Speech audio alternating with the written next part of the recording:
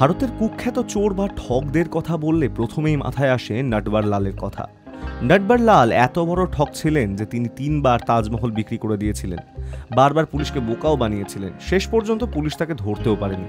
তবে বিখ্যাত ভারতীয় চোরেদের মধ্যে নটবর লাল ছাড়া আরও একজনের নাম শুনলে এখনও ঘাবড়ে যায় দিল্লি পুলিশ। তিনি ধনীরাম মিত্তল। যদিও পুলিশের খাতায় তার পরিচয় সুপার নটবর লাল এবং ভারতীয় চার্লস শোভরাজ নামে। নটবর লালের মতন ধনীরামও মানুষ ঠকানোয় PhD করেছেন। ভারতের অন্যতম বিজ্ঞ এবং বুদ্ধিমান অপরাধী হিসেবেও কুখ্যাতি অর্জন করেছেন তিনি। ধনীরাম শিক্ষিত চোর, আইনের চোখে স্নাতক তিনি, হাতের লেখা নিয়েও পড়াশোনা রয়েছে তার। তবে কম বয়সে জীবিকা হিসেবে চুরিকেই বেছে নিয়েছিলেন তিনি। 6 দশকের কেরিয়ারে প্রায় 1000 গাড়ি চুরির অভিযোগ রয়েছে ধনীরামের বিরুদ্ধে। অভিযোগ, দিল্লি, হরিয়ানা, রাজস্থানের মতন বিভিন্ন এলাকায় দিনের আলোয়ও গাড়ি চুরি করা ছিল ধনীরামের বাঁ হাতের খেল। চুরি, ডাকাতি, জালিয়াতির অভিযোগে বারবার গ্রেপ্তার হয়েছেন ধনীরাম, তবুও তিনি চুরি থামাননি। বেশ কয়েকটি উদ্ভট অপরাধের সঙ্গেও জড়িত থাকার অভিযোগ রয়েছে ধনীরামের বিরুদ্ধে।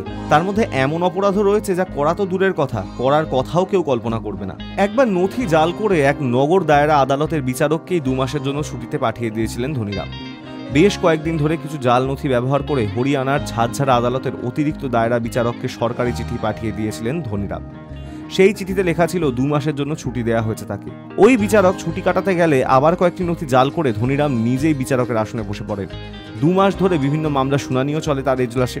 অভিযোগ, সেই সময় প্রায় 2000-এর বেশি অপরাধীকে মুক্ত করে দেন ধনীরাম, যদিও পরে তাদের আবার গ্রেপ্তার করেছে পুলিশ। সংবাদ মাধ্যমের প্রতিবেদন অনুযায়ী বিচারকের আসনে বসে নিজের মামলাও শুনেছিলেন ধনীরাম। একটি মামলায় নিজেকে বেকসুর খালাস করে দেন তিনি।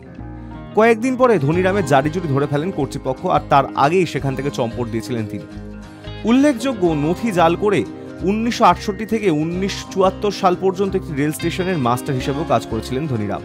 বহুদিন পুলিশের নজর বাঁচিয়ে চলার পর দিল্লি পুলিশের হাতে গ্রেপ্তার হয়েছেন ধনীরাম। একটি চুরির গাড়ি বিক্রি করার সময় দিল্লির পশ্চিম বিহার এলাকা থেকে তাকে হাতে নাতে ধরে পুলিশ। এর আগে গাড়ি চুরি করতে গিয়ে পুলিশের জালে ধরা পড়েন ধনীরাম। তার আগেও একই অপরাধে ধরা পড়েছিলেন তিনি। High News network.